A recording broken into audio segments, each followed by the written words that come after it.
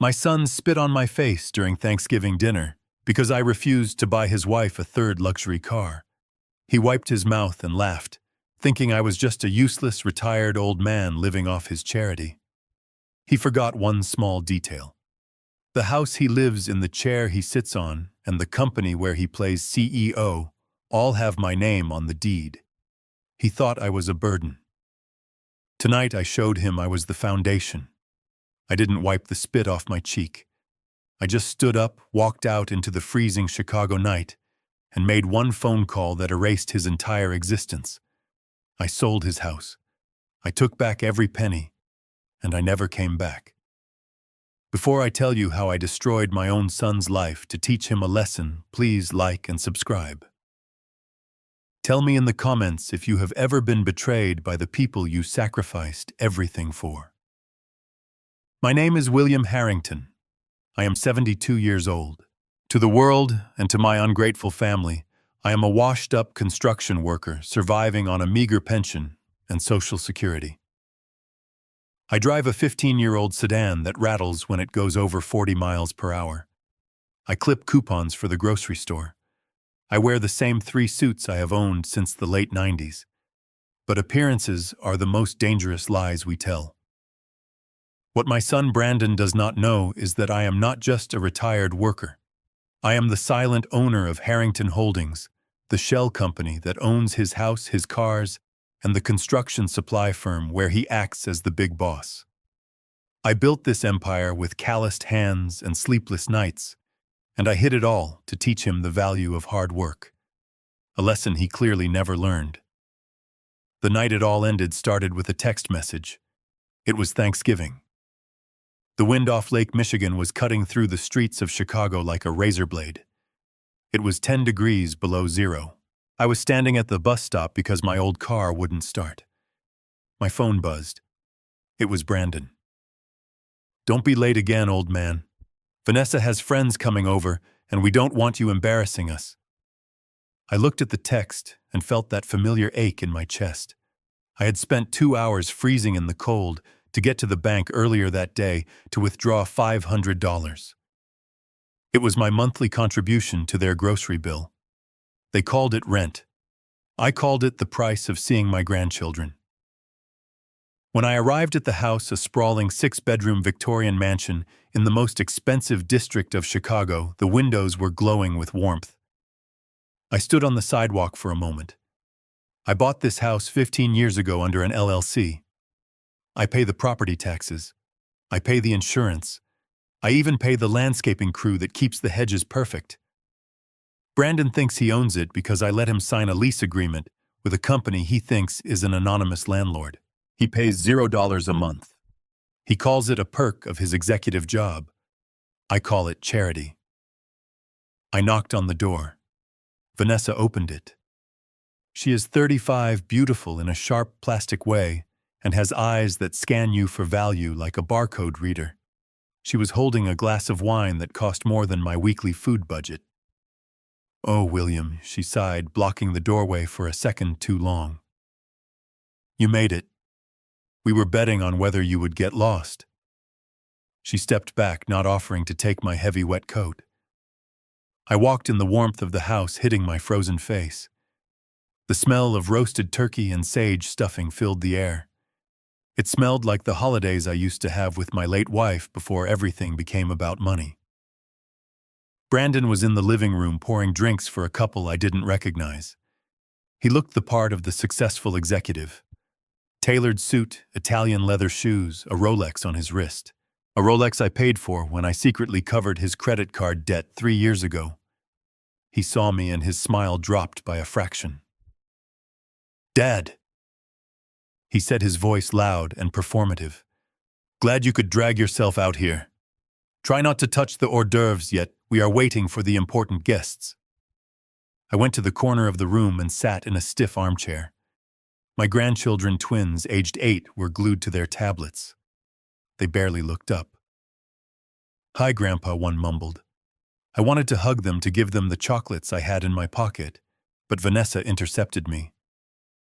"Don't give them that cheap candy." "William," she hissed, her voice low so the guests wouldn't hear. It's full of sugar and dyes. We only do organic." She looked at my suit. "And honestly, couldn't you have bought something new? That jacket smells like mothballs and desperation. It's embarrassing." I touched the lapel of my jacket. It was a charcoal wool blend. It was the last suit my wife bought me before she passed away from cancer 5 years ago. She had picked it out. She said I looked handsome in it. To Vanessa, it was just old rags.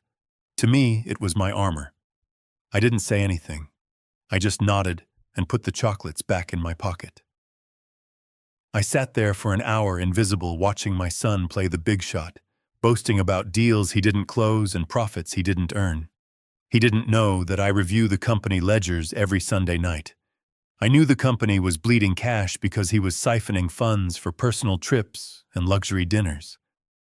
I had been covering the losses from my private trust to keep the employees from losing their jobs. Dinner was served. The table was set with crystal and silver. I was placed at the far end near the kitchen door. The conversation flowed around me, ignoring me like a rock in a stream. They talked about vacations in the Maldives, about the new country club membership, about the volatility of the market. Brandon talked loudly about cryptocurrency. I knew where this was going. I felt the knot in my stomach tighten. When the dessert was served, Brandon cleared his throat. The room went quiet. He looked at me, flashing a smile that looked more like a predator baring its teeth. "So, Dad," he started swirling his brandy. "Vanessa and I have been looking at some investment opportunities. Really exciting stuff. High-yield crypto markets. We are looking to buy in before the end of the quarter." I cut a piece of my pumpkin pie. "That sounds risky, son," I said softly. "It's not risky if you know what you're doing," he snapped, his patience instantly evaporating.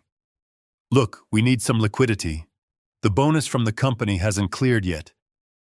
He glared at me, blaming the company structure, unaware he was glaring at the owner. "We need $80,000. Just a short-term loan. We know you have that retirement stash Mom left." The table went silent. The guests looked down at their plates. $80,000. I knew exactly why he needed it. I had seen the browser history on his company laptop. I had seen the invoices from the luxury car dealership. Vanessa wanted a G-Wagon to match her friends. It wasn't crypto, it was vanity. I put my fork down. I wiped my mouth with the linen napkin. "I don't have $80,000, Brandon," I said, keeping my voice steady. "I live on a fixed income. You know this. Your mother's life insurance money is for emergencies, not for speculation." Vanessa let out a sharp, cruel laugh. "Emergencies? William, look at you. You are 72. You are the emergency. What are you saving it for, your funeral? You are sitting on money while we are trying to build a legacy here." I looked at her. A legacy of debt and lies. I thought. But I said nothing. Brandon slammed his hand on the table. The crystal glasses jumped. "Don't lie to me, old man. I know you have it. You are just being a selfish miser. You have always been cheap. That is why Mom died in that second-rate hospital, because you were too cheap to pay for the best." That hit me. It hit me harder than a physical blow. My wife had received the best care in the world. I had flown specialists in from Switzerland. I had spent $2 million trying to save her. Brandon didn't know that, because I told him insurance covered it. I wanted to spare him the guilt of the cost, and now he used it as a weapon. I stood up. My hands were shaking, not from fear, but from a rage so cold it felt like ice in my veins. "Do not speak about your mother," I said, my voice low. "You have a roof over your head. You have food. I have given you enough. I will not give you $80,000 for a car that you do not need." The room gasped. I had called out the lie. Vanessa turned red. She looked at Brandon, her eyes demanding action. Brandon stood up. He was drunk. He was angry. He was humiliated in front of his friends. He walked over to me. He towered over me. "You are a leech," he spat. "You come here, eat my food, drink my wine, and judge me. You are nothing. You are a burden on this family. I have carried you for 10 years. He was screaming now, spittle flying from his mouth. I looked him in the eye. I didn't blink. I didn't back down. And then he did it. He gathered the saliva in his mouth and spit directly into my face. A glob of warm spit landed on my cheek and slid down to my chin. The silence in the room was absolute. It was a vacuum. No one moved. No one breathed. My grandchildren were watching, their eyes wide with terror. Vanessa was smirking, a small vindictive smile playing on her lips. Brandon stood there, chest heaving, waiting for me to shout, to cry, to beg. He expected the weak old man. He expected the father who would forgive anything. But that father died in that chair. I didn't wipe the spit off. I let it sit there on my skin, a wet, burning brand of disrespect. I looked at my son. I looked at the man I had carried on my shoulders, the boy I had taught to ride a bike, the man I had secretly protected from bankruptcy 3 times. I saw a stranger. I picked up my napkin. I folded it neatly and placed it on the table. I did not look at the guests. I did not look at Vanessa. I turned my back on my son. "Get out!" Brandon screamed behind me. "Get out and don't come back until you have the check." I walked to the hallway. I put on my heavy wet coat. I buttoned it up slowly. My fingers were steady. I opened the heavy oak front door and stepped out into the Chicago winter. The wind hit me, freezing the spit on my cheek. It stung. It was the only thing I felt. I walked down the long, manicured driveway. I didn't look back at the house. I didn't look back at the warm glow of the windows. I walked 2 blocks to the bus stop. The cold was biting through my shoes, but my mind was crystal clear. It was a clarity I hadn't felt in years. I reached into my pocket and pulled out my phone. It was an old model taped together at the corner. I dialed a number I hadn't called in 5 years. It rang twice. Blackwood. A deep voice answered. It was 9:00 p.m. on Thanksgiving, but Arthur Blackwood answered. He was the most expensive, ruthless corporate lawyer in Chicago, and he was the only man who knew the full extent of my assets. William Blackwood asked, "Is everything all right?" "Arthur," I said. My voice didn't sound like mine. It sounded like grinding metal. "It is time." "Time for what? Clause 13, I said. There was a pause on the line. Blackwood knew what Clause 13 was. We had written it into the trust documents a decade ago as a nuclear option, a fail-safe. It was the clause that revoked all beneficiary privileges, froze all assets, and initiated the immediate liquidation of the Harrington Trust's liabilities. "Are you sure?" William Blackwood asked, his voice dropping an octave. "Clause 13 is scorched earth. It triggers immediate eviction. It freezes the company accounts. It cancels the credit lines. It strips him of everything. There is no going back." I touched my cheek. The spit was frozen there. "I am sure," I said. "Execute it. Tonight. I want the power cut off by midnight. I want the accounts frozen by morning, and send the eviction team at dawn." "Consider it done," Blackwood said. "Where will you go?" I looked up at the sky. It was dark and empty. "I am going to the penthouse," I said. The penthouse was a property I owned in the city center, a glass fortress in the sky that Brandon didn't know existed. It had been empty for years, waiting for a day I hoped would never come. I hung up the phone. I finally took a handkerchief from my pocket and wiped my face. I looked at the cloth stained with the betrayal of my own blood. I dropped it into the trash can next to the bus stop. The bus arrived. I stepped on. I sat in the back. As the city lights blurred past the window, I didn't feel sadness. I felt the heavy grinding gears of justice starting to turn. My son wanted to be a self-made man. Tomorrow morning he would get his chance. He would wake up in a house he didn't own, with a job he didn't have, and a bank account that didn't exist. The ride to the city center took 40 minutes. I got off and walked into the lobby of the Millennium Tower. The doorman, a man who had worked there for 20 years, looked up. He saw the old coat, the tired eyes. He started to stand up to tell me I was in the wrong place, then he paused. He recognized me. "Mr. Harrington," he said, surprised. "We haven't seen you in—" "It's been a long time, Henry," I said. "I need the key to the penthouse." He scrambled to the desk. "Of course, sir. Right away. Welcome home." I took the elevator to the 45th floor. The doors opened into a dark, silent apartment. It smelled of dust and stale air. I walked to the floor-to-ceiling windows. Chicago lay spread out below me, a grid of golden lights. Somewhere out there in the suburbs, Brandon was probably laughing, drinking my brandy, thinking he had won. He was probably telling his friends how he had put the old man in his place. I walked to the desk in the study. I turned on the computer. I logged into the master control account for the Harrington Trust. The screen flickered to life. I saw the numbers. Millions of dollars in assets. Real estate, stocks, bonds. And then I saw the sub-accounts for Brandon.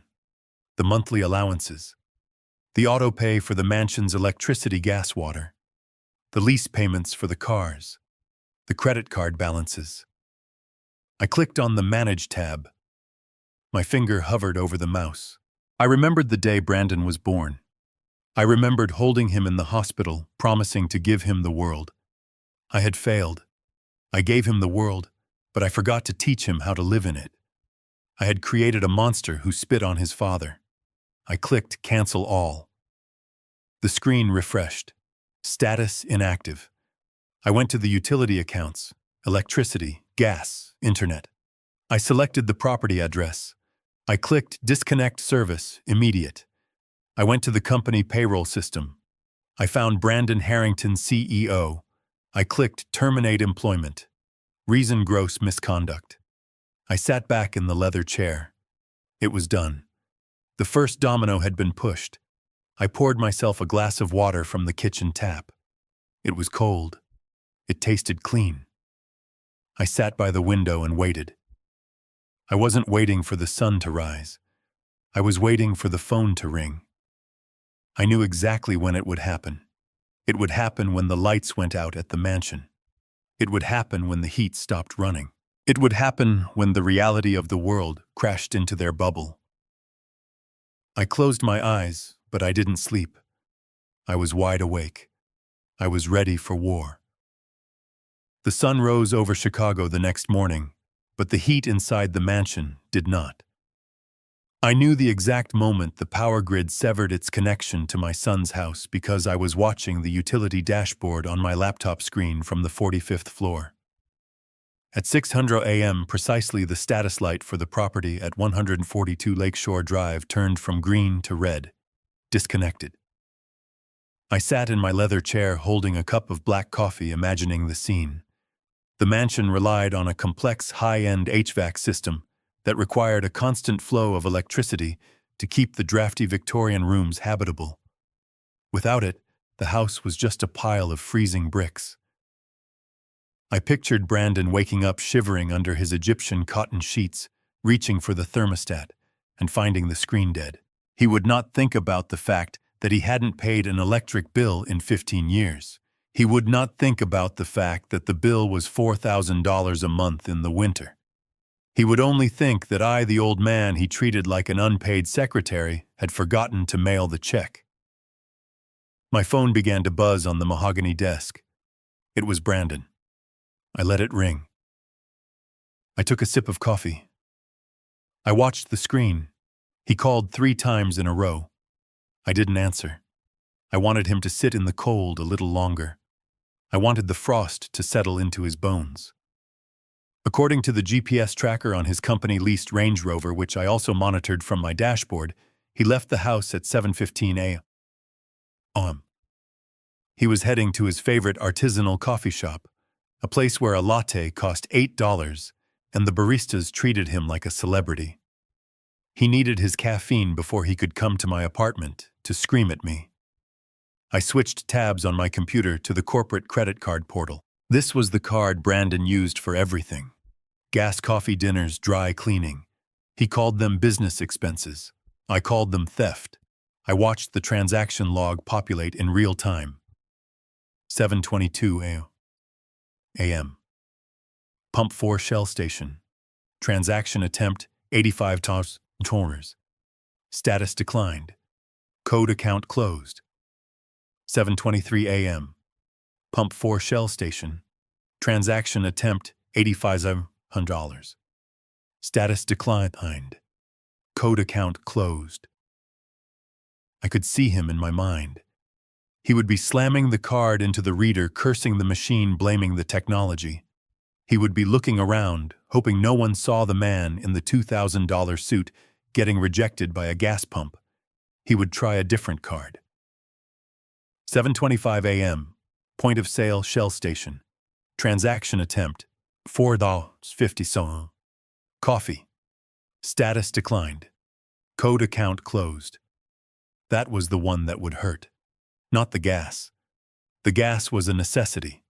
The coffee was his ritual. The coffee was his status. Being told he couldn't afford a cup of coffee was a slap in the face that matched the one he gave me. My phone rang again. This time I picked it up. "What the hell is wrong with you?" Brandon screamed. "I didn't even say hello." His voice was high panic mixing with his usual arrogance. "The power is out at the house. The heating is off. The kids are freezing, William, and now my card isn't working.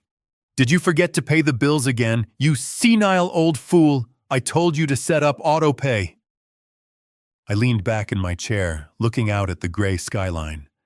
The silence in my penthouse was absolute. It was the silence of total control. "I didn't forget, Brandon," I said calmly. "Then fix it," he yelled. "Call the power company. Call the bank." I'm standing at a gas station looking like an idiot. "I have a meeting in an hour. Fix it right now, or so help me God, I will throw your stuff out on the street." "You can't throw my stuff out, son," I said, "because you don't own the house." There was a pause on the line, a heavy, confused silence. "What are you talking about?" "Of course I own the house. I have lived there for 10 years. You live there because I let you live there," I said. "And the bills, I didn't forget them. I canceled them. Canceled them." He laughed, a nervous, incredulous sound. "You can't cancel my bills. You just handle the paperwork. The money comes from the company trust."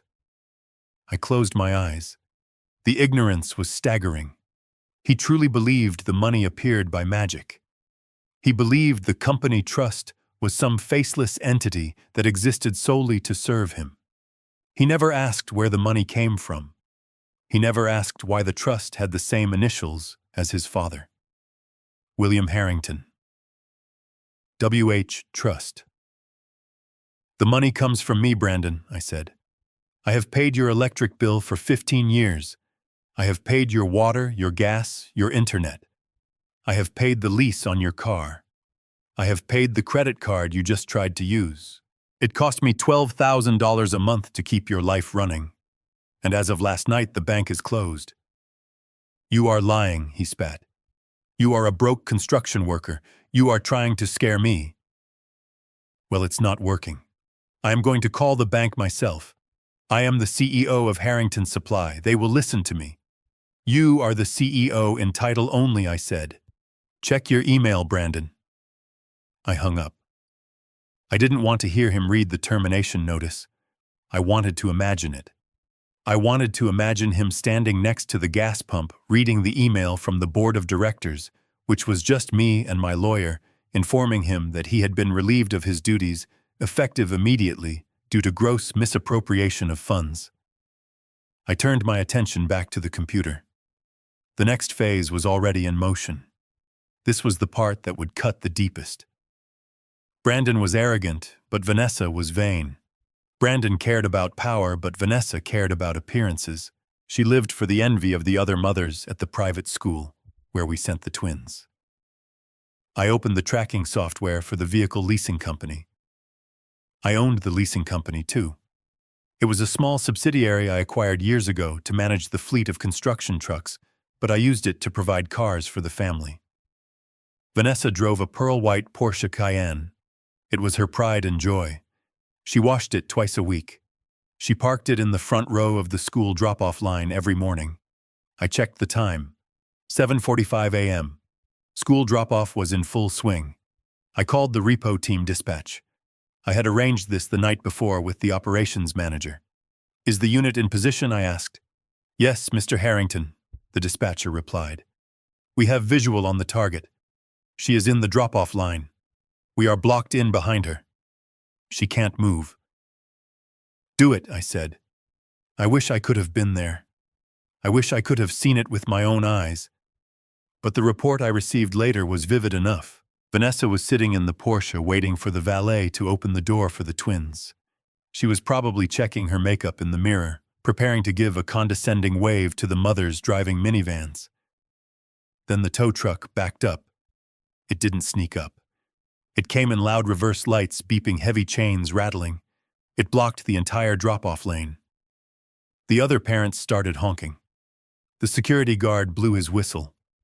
The repo man, a guy named Mike who had worked for me for 20 years and knew exactly who Vanessa was, hopped out. He didn't go to the window to talk. He went straight to the wheels. He began strapping the clamps onto the tires of the Porsche. Vanessa jumped out of the car. I could hear her shrill voice in my mind. "Excuse me, what do you think you are doing?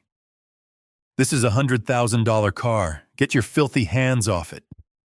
Mike would have handed her the clipboard with the repossession order signed by the owner of the vehicle. Harrington Leasing, LLC. Reason for repossession, contract termination. The twins were watching from the back seat. The other mothers were rolling down their windows, phones out recording. This was the social death Vanessa feared more than physical death. I watched the GPS dot on my screen. It didn't move for 10 minutes. The line of cars behind her would be backed up for blocks. The humiliation was public. It was total. Then the dot began to move, not at driving speed, at towing speed. Vanessa was left standing on the sidewalk in the freezing cold, her children beside her watching her status symbol being dragged away to the impound lot. She had no car. She had no way to get home. And when she tried to use her phone to call an Uber, she would find that her family plan data had been suspended. I closed the laptop. The room felt colder, but it was a clean cold. It was the cold of a job site before the work begins. I stood up and walked to the small kitchenette. I opened the fridge. It was empty, save for a bottle of water. I realized I hadn't eaten since yesterday lunch. I needed to go out. I needed to buy food. But for the first time in 10 years, I wasn't checking the price of eggs to make sure I had enough left over for Brandon's emergencies. I reached into my pocket and pulled out my own wallet. It was an old leather thing cracked at the spine. Inside, tucked behind my driver's license, was a black debit card, the MasterCard for the main trust account. I had never used it. I had carried it like a secret weapon, a nuclear key I hoped never to turn. Today, I would use it. I put on my coat. I took the elevator down. The doorman smiled at me. "Going out, Mr. Harrington." "Yes, Henry," I said. "I am going to buy a steak. A very expensive steak." As I walked out onto the bustling street, my phone vibrated again. It was Vanessa. Then Brandon. Then Vanessa again. They were realizing that this wasn't a glitch. This wasn't a mistake. The walls were closing in. I walked to the nearest high-end grocery store. I bought a prime ribeye. I bought a bottle of Cabernet that cost more than the $80 Brandon had demanded from me. I bought fresh bread. I paid with the black card. The cashier didn't look at my old coat. She looked at the card, then up at me with new respect. I went back to the penthouse.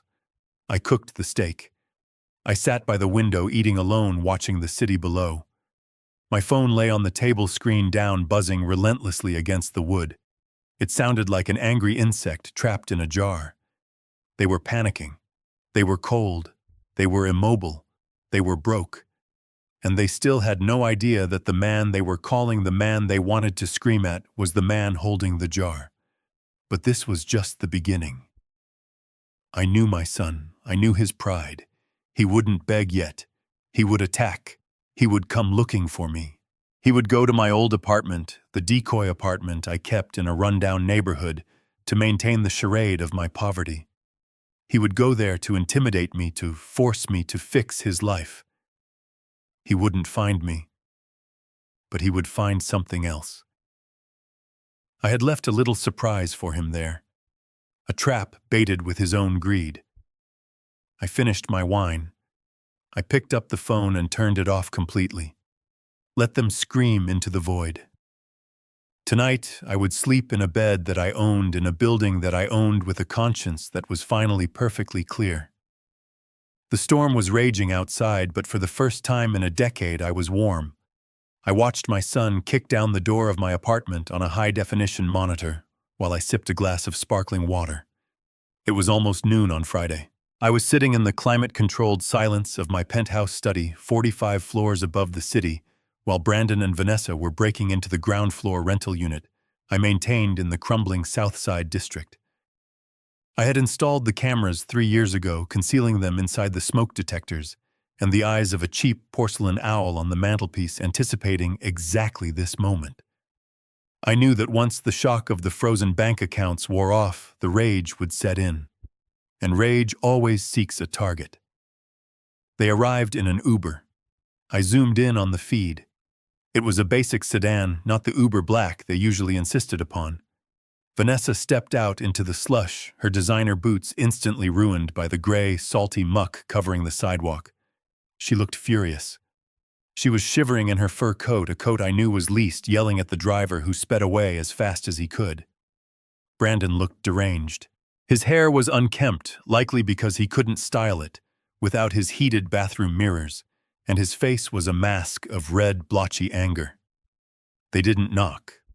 They didn't call out. Brandon simply drove his shoulder into the flimsy particle board door. The lock, which cost me $12 at a hardware store, snapped with a pathetic crack. They stumbled into the hallway, bringing the freezing wind and their entitlement with them. I turned up the volume on my speakers. The audio was crisp.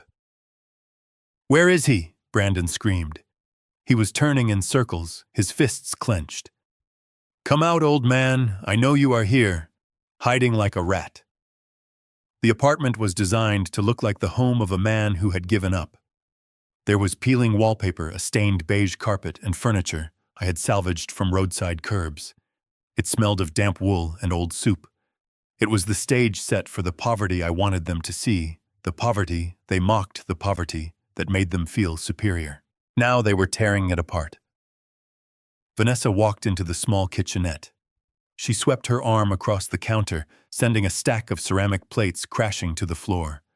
They shattered into sharp, jagged shards. "He has money, Brandon," she hissed. Her voice was shrill, vibrating with panic. "He has to have money hidden here. You said he scrimps on everything. You said he hoards his pension checks. It has to be under the mattress or in the freezer. Old people always hide cash in the freezer." She began ripping open the cabinets. She threw a box of oatmeal onto the floor and stomped on it, sending dust into the air. It was a display of pure animalistic greed. They weren't looking for their father. They weren't looking for an explanation. They were looking for cash to pay for their lifestyle, convinced that I owed it to them. Brandon marched into the bedroom. I switched camera views. He grabbed the thin, lumpy mattress and flipped it over.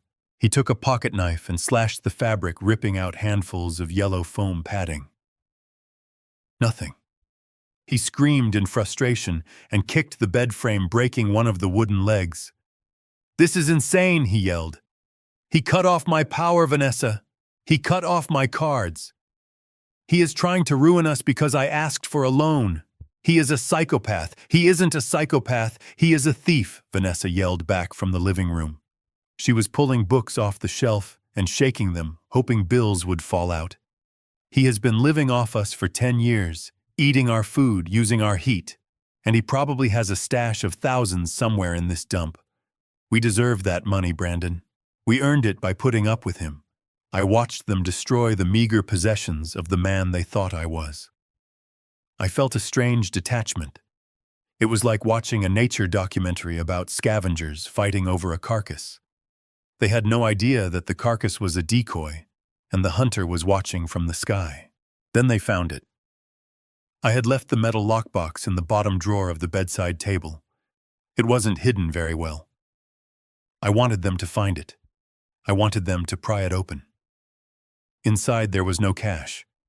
There were no gold coins. There was a single file folder thick with official-looking documents. Brandon found the box. He shook it. It rattled. His eyes lit up with a predatory gleam. "Vanessa, I found something." She ran into the bedroom, pushing past him. "Open it. Break it open." Brandon smashed the lockbox against the corner of the dresser until the latch gave way. He tore the lid off. He reached in, expecting stacks of $100 bills. Instead, he pulled out the blue folder. "What is this?" Vanessa asked, disappointed. "It's just papers." "Read it," Brandon said. He opened the file. His eyes scanned the top document. I zoomed in on the camera feed, though I didn't need to. I knew exactly what it said. I had spent a week drafting it with my lawyer to make sure it looked authentic enough to fool a layman, but vague enough to be legally non-binding if scrutinized by a court. It was a notice of default on a home equity line of credit. The address listed on the document was 142 Lakeshore Drive, their mansion. My mansion. The document stated that William Harrington had taken out a loan of $500,000 against the equity of the property, and that the loan was in arrears with foreclosure proceedings imminent. Brandon's face went pale. He dropped the paper as if it were burning his skin. "Oh my God," he whispered. "What? What is it?" Vanessa snatched the paper from the floor. She read it, her lips moving silently. Then she screamed, a sound of pure, unadulterated horror. "He mortgaged the house," she shrieked. "He mortgaged our house." Brandon grabbed the file back. He flipped through the pages. There were fake bank statements showing withdrawals, transfers to offshore accounts, and receipts for gambling debts. All fabricated, all planted. "He stole the equity," Brandon said, his voice trembling with a mix of shock and fury. "That lying, senile old snake. He told us he was broke. He told us he had nothing. But he took out a loan on the house I live in. He took $500,000. Vanessa was pacing the small room, hyperventilating. "That is why he cut the power. That is why he ran away. He took the money and ran. He stole our future, Brandon. That house is ours. We have lived there for a decade. We were supposed to inherit that equity. They truly believed it. They believed the house was theirs by divine right. They ignored the fact that my name was on the deed. They ignored the fact that they had never paid a dime of principal. In their minds, I was merely the custodian of their wealth, and I had just embezzled it. He spent it on himself," Brandon said, looking at the fake gambling receipts. "Look at this. Casinos. Racetracks. He has a secret life. He has been gambling away my inheritance while I worked my fingers to the bone running his company." The delusion was absolute. Brandon sat on the edge of the ruined bed, holding his head in his hands. "We are going to lose the house, Vanessa. The bank is going to take it. We are going to be homeless." Vanessa stopped pacing. She looked at Brandon, her eyes cold and hard. "No," she said. "We are not going to lose anything. We are going to sue him." "Sue him?" Brandon asked. "Yes, look at this place, Brandon." She gestured to the trashed apartment. "He is mentally unstable. He is a gambling addict. He committed fraud. He mortgaged a property that was promised to us. That is theft.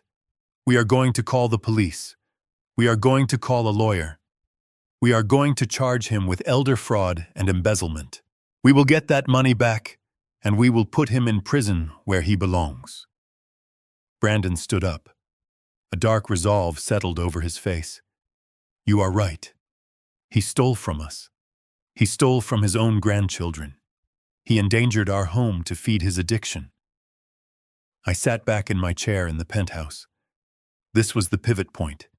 If they had just walked away, if they had just accepted that they needed to find their own way, I might have stopped there. I might have let them keep the cars. I might have given them a small severance. But they chose war.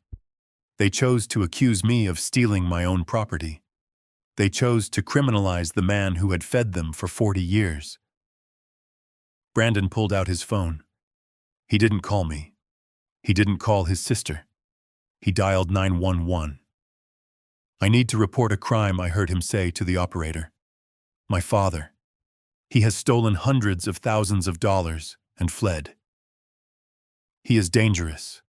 He has raided our family home's equity and disappeared." Yes, I am at his apartment now. "It looks like a struggle occurred here." I raised an eyebrow. He was improvising. He was going to frame his own vandalism as evidence of my instability, or perhaps a struggle to suggest I was in danger to get the police involved faster. I stopped the recording on the security system and saved the file to 3 separate secure cloud servers. I labeled it Evidence B, Breaking and Entering, False Police Report. They stayed in the apartment for another hour, going through every scrap of paper, looking for more evidence of my fictional crimes. They took photos of the damage they had caused, staging the scene to look like I had trashed my own home in a fit of madness. Vanessa even overturned the small table in the kitchen to make it look more dramatic. They were building a narrative. They were going to paint me as a senile, gambling-addicted criminal who needed to be stopped. They were going to use the legal system to try and seize control of the assets they thought I had squandered. It was perfect. By filing a police report and accusing me of fraud regarding the house, they were creating a public record of their claims.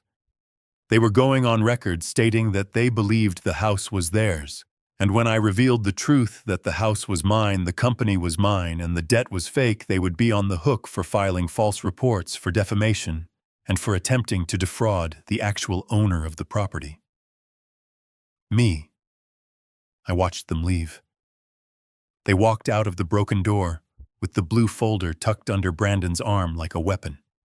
They looked energized. They had a mission now. They had a villain to fight. They thought they were the heroes of this story, fighting to save their family legacy from a crazy old man. I waited until the Uber picked them up. Then I picked up my phone and called Blackwood. "Arthur," I said. "They took the bait." "Excellent," Blackwood replied.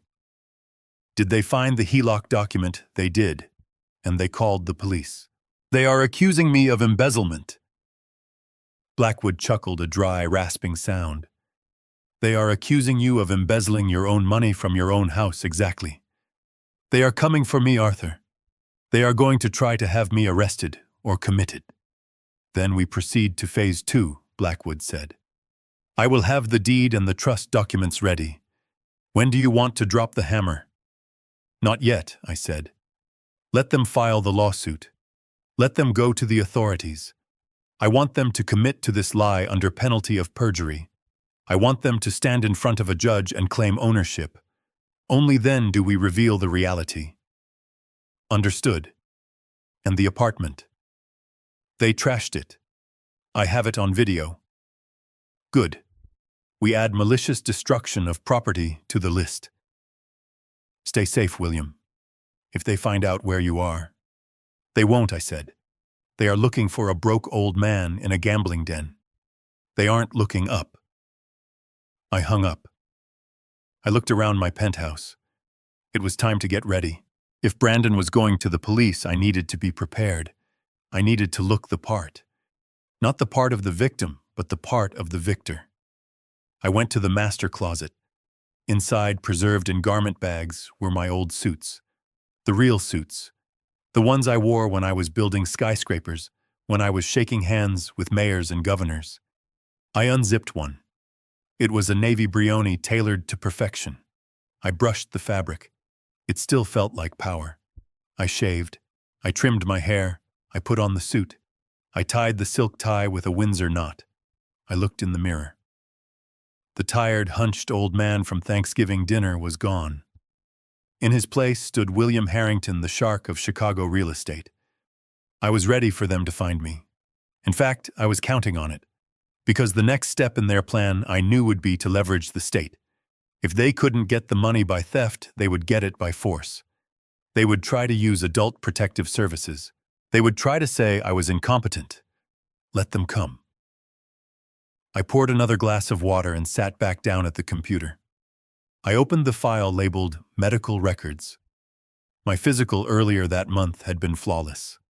My cognitive tests were in the top percentile. I had the documents ready to print. The sun was setting over the city, casting long shadows across the skyscrapers. Down below, the lights were coming on. My son was out there, armed with a fake mortgage and a heart full of greed, thinking he was hunting prey. He didn't know he was walking into the mouth of the lion. I did not have to wait long for the next act of my son's theatrical performance. It began less than 2 hours after he trashed my apartment. I was sitting in the back of a Lincoln Town Car, a private service I had kept on retainer for 20 years, under the corporate account, parked just down the street from the decoy apartment. I watched as the flashing lights cut through the gray Chicago afternoon. There were 3 squad cars and a white van marked with the city seal, Adult Protective Services. Brandon wasn't just calling the police to report a theft. He was calling the state to report a broken mind.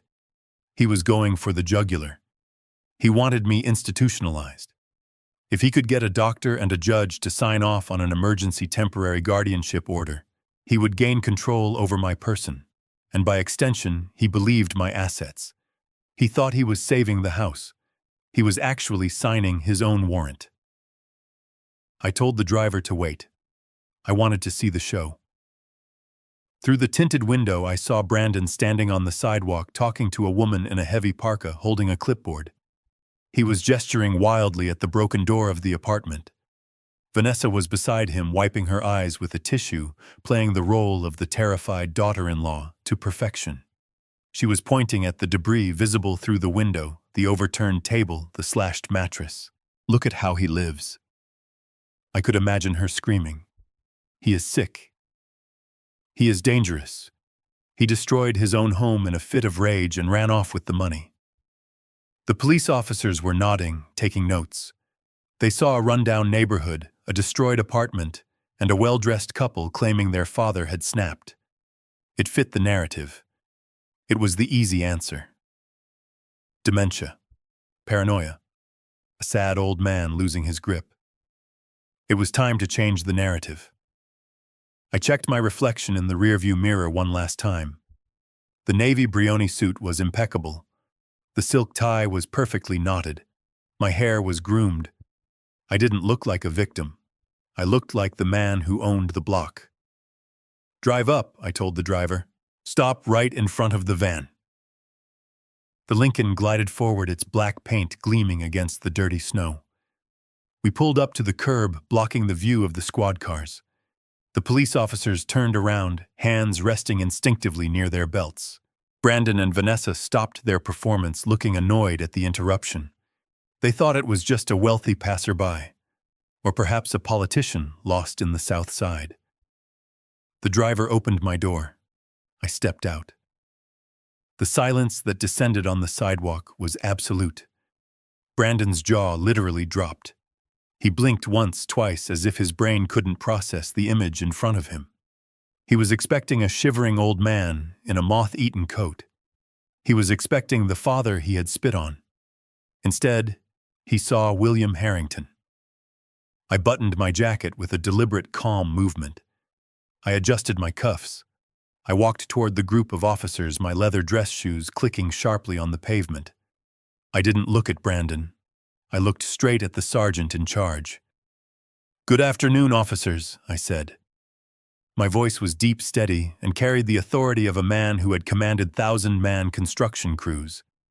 I believe there has been a misunderstanding regarding my property. Brandon found his voice. It came out as a high-pitched stutter. Dad. What? Where did you get that suit? He turned to the APS woman, desperation clawing at his throat. You see this. He is spending the money. He is manic. He stole $500,000 and he is out buying costumes. He doesn't even know who he is. He thinks he is some kind of millionaire. Grab him. Before he runs away again, Vanessa chimed in, her eyes wide with greed and confusion. That suit, that looks expensive. Officer, that is the money he stole from the house equity. He is blowing it all. The sergeant, a burly man with a gray mustache, stepped forward. He looked me up and down. He didn't reach for his cuffs. He looked confused. Sir, are you William Harrington? The sergeant asked. I am, I replied. And these two people are my son and daughter-in-law. I understand they have filed a report claiming I am mentally incompetent and a danger to myself. Yes, sir, the APS worker said, stepping around the police. She looked at my suit, then at the trash department, then back at me. The report states you destroyed your residence in a psychotic episode and fled with family assets. We are here to ensure your safety. I chuckled. It was a dry, humorless sound. My safety is not in question, madam. However, the integrity of that report is. He is lying. Brandon screamed. He lunged toward me, but a young officer held him back. He is sick. Look at the apartment. He tore it apart. He thinks people are watching him. He needs to be committed right now. I reached into the inner pocket of my jacket. The officers tensed. I moved slowly. I pulled out my smartphone. It wasn't the taped-up brick I used for show. It was the latest model, sleek and expensive. I unlocked it and tapped the screen. I turned the phone toward the sergeant and the APS worker. I would like you to watch this, I said. On the screen, the high-definition footage from the hidden camera played. It showed Brandon kicking down the door. It showed Vanessa sweeping the plates off the counter. It showed Brandon slashing the mattress with his pocket knife. It showed them panting, sweating, and destroying my home with the methodical rage of entitled children. The audio played clearly through the phone speakers. We deserve that money, Brandon. We earned it by putting up with him. The sergeant watched the video. His face went hard. He looked from the screen to the broken door, then to Brandon. Brandon's face drained of color. He looked like a ghost. Vanessa put her hand over her mouth. That's deepfake, Brandon stammered. He is good with computers. He made that up. I swiped to the next video. It was the footage from Thanksgiving dinner, the dining room, the crystal glasses, Brandon screaming, and then the spit, the glob of saliva hitting my face, the silence of the room, my quiet exit. I paused the video on the frame where the spit was sliding down my cheek. Does this look like the behavior of a loving son concerned for his father's mental health? I asked the sergeant. Or does it look like a man who is angry because his ATM stopped dispensing cash? The APS worker lowered her clipboard. She looked at Brandon with undisguised disgust. Mr. Harrington, she said to me, her tone completely changing. It appears we were given false information. The sergeant stepped closer to me. He squinted, looking past the suit, looking at my face. Wait a minute, he said. Harrington. William Harrington. Did you run the Big Dig project in '98, the union contract negotiation? I smiled. It was a cold smile. I sat across the table from the mayor for 3 weeks, Sergeant. I believe you were on the security detail for the strikes. The sergeant's eyes widened. Holy mother of... I thought you retired to Florida. I thought you were dead. I retired to obscurity, Sergeant, I said. I wanted to raise my son without the shadow of my money. I wanted him to build his own character. I failed. I turned to Brandon. He was shaking. He wasn't shaking from the cold anymore. He was shaking because he realized the ground he was standing on, the reality he thought he controlled, was dissolving. You know the police, Brandon whispered. I know the city, Brandon, I said. I built half of it, and I know a liar when I see one. The sergeant turned to Brandon. Sir, you filed a police report stating your father vandalized this property and stole equity from your home. The video clearly shows you destroying the property. And as for the equity, he stole the equity, Brandon yelled, trying to cling to the one lie he thought was true. He took out a loan on my house. I have the papers. He admitted it. I haven't taken a loan on anything, I said calmly. And it is not your house. I pulled a folded document from my pocket. It was a certified copy of the property deed for the mansion at 142 Lakeshore Drive. It listed the owner clearly Harrington Holdings, LLC. Managing member William Harrington. There is no mortgage, I said to the sergeant. The document they found was a draft, a test, a piece of paper I left to see if they would snoop. They did. The house is free and clear, and it belongs to me. The sergeant took the deed. He looked at it. He looked at Brandon. Sir, he said to my son, you are skating on very thin ice. You have filed a false police report. You have wasted city resources. You have committed vandalism. And you are attempting to use adult protective services as a weapon for financial gain. Vanessa grabbed Brandon's arm.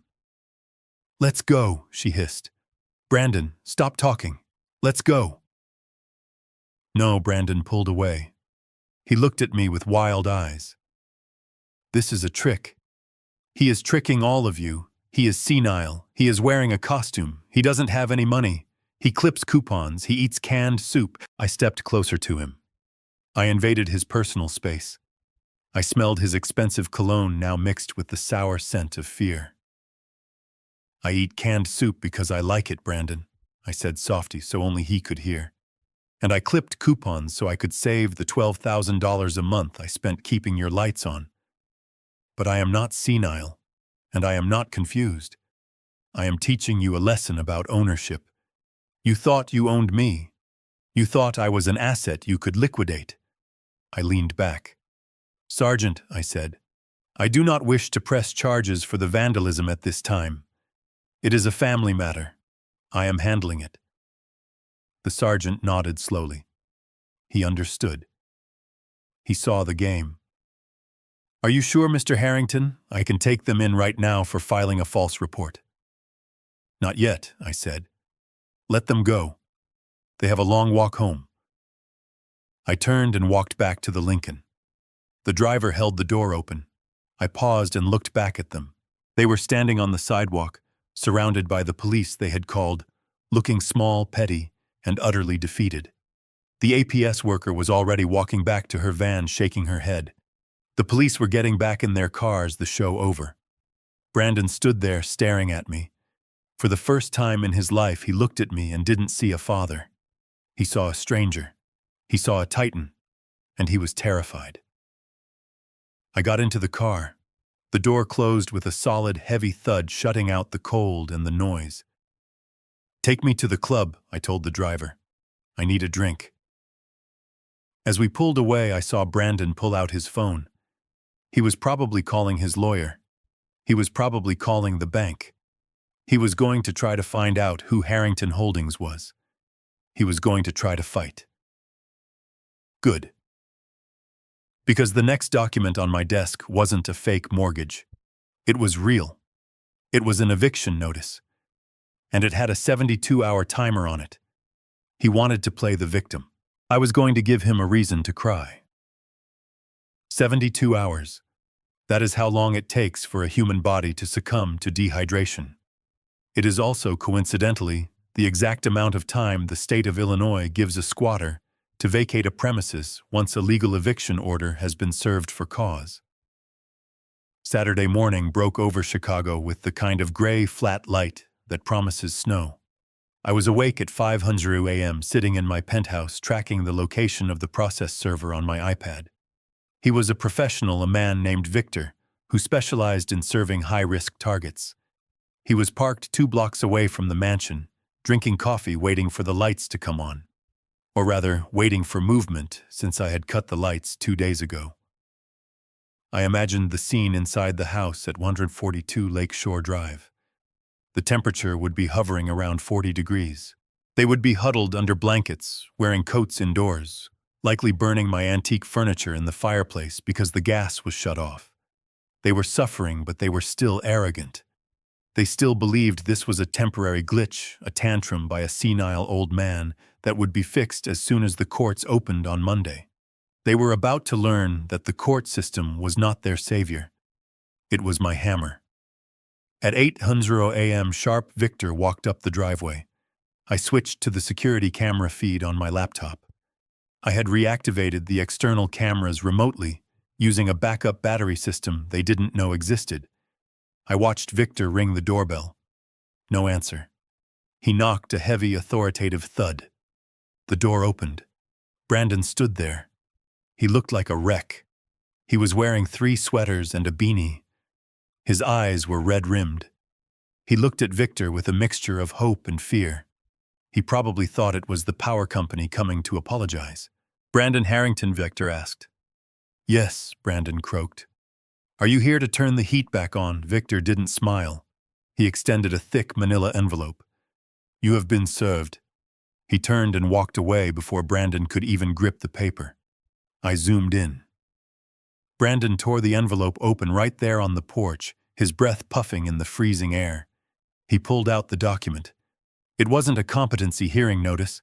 It wasn't a negotiation offer. It was a notice to quit. An immediate eviction order citing gross negligence, destruction of property, and failure to maintain the premises. I saw his knees buckle. He grabbed the doorframe to hold himself up. He read it again. Then he ran inside, slamming the door. 30 minutes later, my phone rang. It was Arthur Blackwood. I put him on speaker. "It is done," William Arthur said. "The clock is ticking. Tuesday morning at 8:00 a.m. the sheriff will be there to remove them if they are not gone." "They won't leave, Arthur," I said. "They are like barnacles. They need to be scraped off." "Go there." "To the house, yes.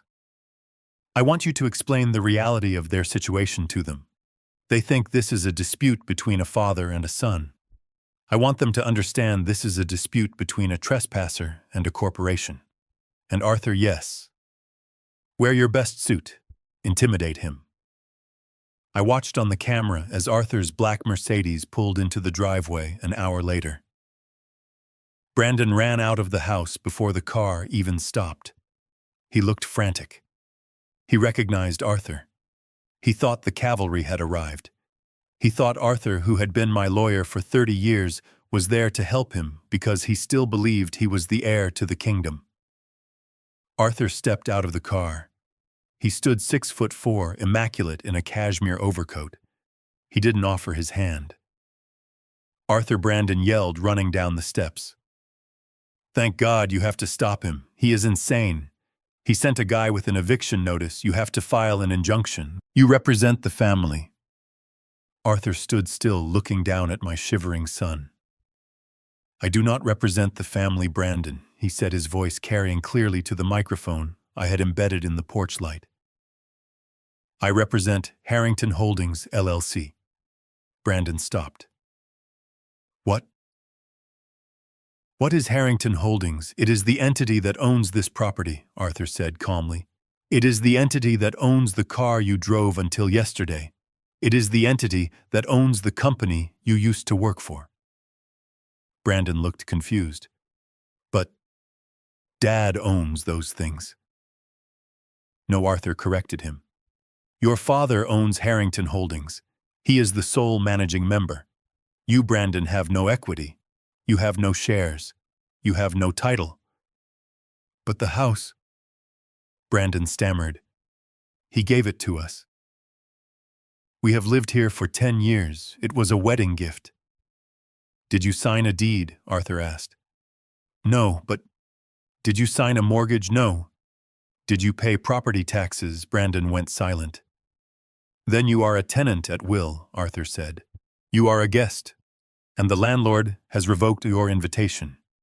You have 72 hours to vacate the premises and remove your personal effects. Anything left behind will be considered abandoned property and auctioned to recoup the damages you caused to the rental unit on the south side.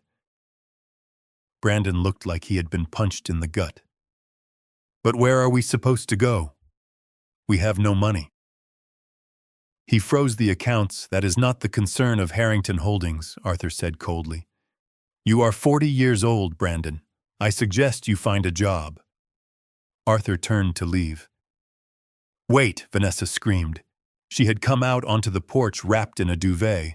She looked wild. This is illegal. You can't just kick us out in the winter. We have rights. We have squatters' rights. You are not squatters, Arthur said without turning around. You are trespassers, and if you damage one more piece of fixtures in that house, Mr. Harrington has instructed me to press criminal charges for vandalism. Good day. Arthur got in his car and drove away. Brandon and Vanessa were left standing in the snow, staring at the empty driveway. The reality was finally hitting them. They owned nothing.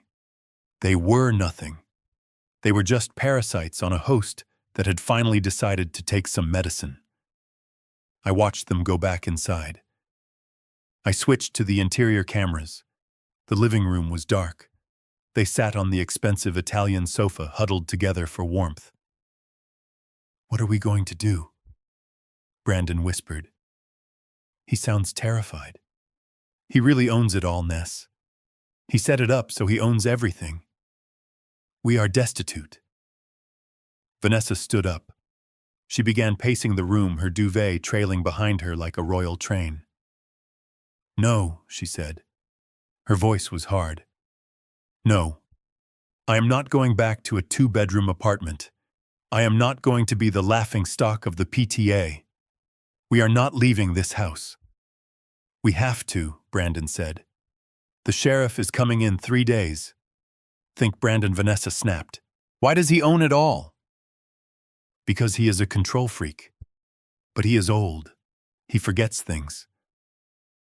What are you talking about? Vanessa stopped pacing. She looked at the fireplace. She looked at the antique desk in the corner. That desk. That is where he used to keep his papers before he moved to the apartment. Right. Yeah, so maybe he signed something years ago that he forgot about. She said, a dangerous glint in her eyes. Maybe he signed a deed transferring the house to us when we got married and we just misplaced it. Brandon looked at her. You mean fake it? I mean find it, Vanessa corrected him. Look, nobody knows how he runs his business. It's all shell companies and secret accounts. If we produce a document, a quitclaim deed dated 10 years ago, notarized, who is to say it isn't real? He is 72. We already filed a police report saying he is senile. If we produce a deed now, it proves he forgot he gave it to us. It proves he is confused. Brandon hesitated. That is forgery, Vanessa. That is a felony. If we get caught, we won't get caught, she hissed. Who is the judge going to believe, a successful young couple with children, or a crazy old man who trashes his own apartment and disappears? We submit the deed to the county recorder. Once it is filed, it is legal record. We own the house. He can't evict us from a house we own. I sat forward in my chair in the penthouse. I couldn't believe my luck. I had hoped they would fight. I had hoped they would try to sue. But I never dared to dream they would be stupid enough to commit federal fraud. I watched as Brandon's resistance crumbled. He was weak. He had always been weak. He looked at his wife, then at the cold, dark room. How do we do it? He asked. We need a notary stamp. We need the right paper. Vanessa smiled. It was a shark's smile. My cousin works at a title company. He owes me a favor. And we have that old typewriter in the attic. the one your dad used to use. If we type it up, it will look authentic. It will look like he did it himself years ago." I laughed out loud in my empty apartment. The typewriter. The old Remington I kept in the attic as a decoration. They were going to use my own machine to try and steal my house. I watched them run up the stairs. I switched cameras to the attic feed. They were frantic, digging through boxes until they found the dusty black case. They pulled out the typewriter. They found a stack of yellowing legal paper I had left in a drawer up there years ago. They spent the next 4 hours drafting the document. I watched them argue over the wording. I watched them look up legal templates on their phones using the weak cellular data signal. I watched Brandon practice my signature over and over again on a scrap piece of paper until he got it right. "This is it," Brandon said, holding up the final document. "A quitclaim deed dated November 2013, transferring the property at 142 Lakeshore Drive from William Harrington to Brandon and Vanessa Harrington for the sum of $1. "It looks real," Vanessa whispered. "It looks perfect." "We file it Monday morning," Brandon said. "First thing, as soon as the recorder of deeds opens. We file it, then we show it to the sheriff." I poured myself another glass of water. I felt a strange sense of pity for them. They were like children trying to draw a dollar bill with crayons to buy candy. They didn't understand the world they were playing in. They didn't know that modern forensic document analysis can date ink to the month of its production.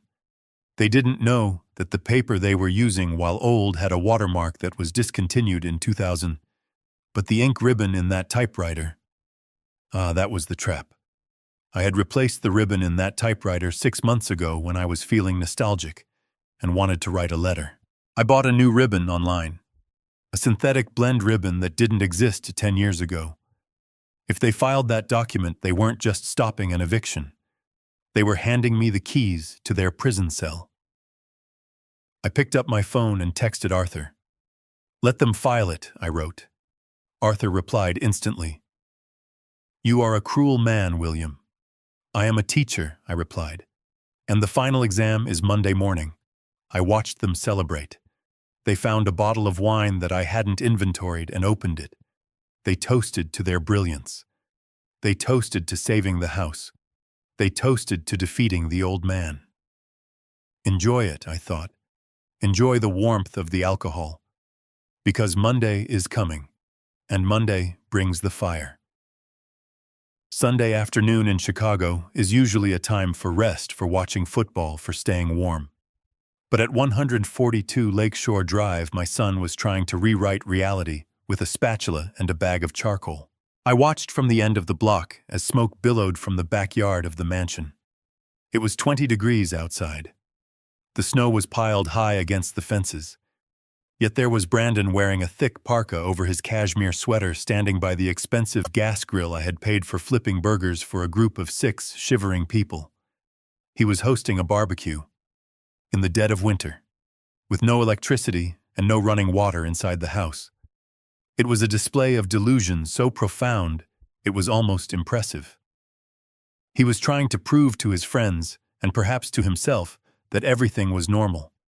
He wanted to show them that the Harrington legacy was still intact, that the rumors of his ruin were exaggerated.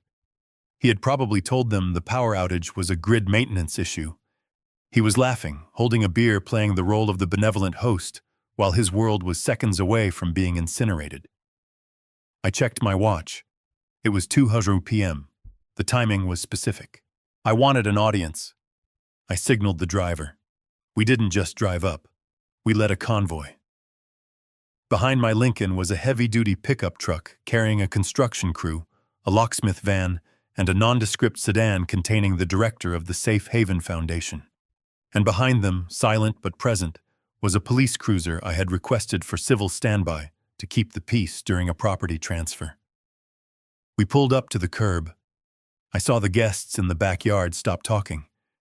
They looked over the fence. They saw the flashing lights of the police car. They saw the trucks. Brandon froze, his spatula hovering over a half-cooked burger. I stepped out of the car.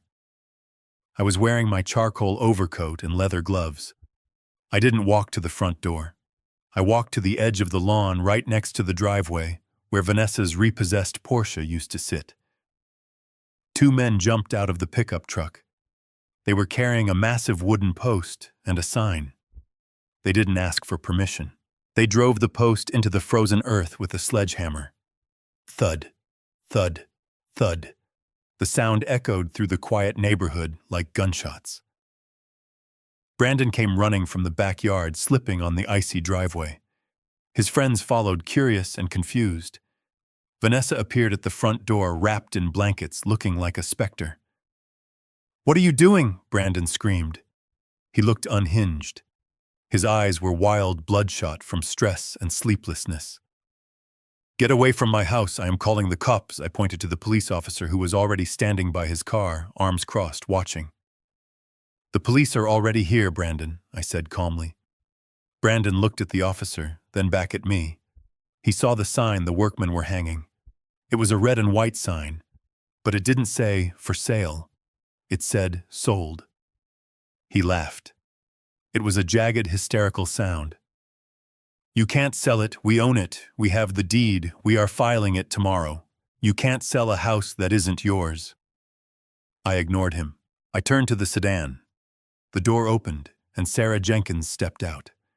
She was a woman of 50, tough as nails, who had spent her life running shelters for victims of domestic violence.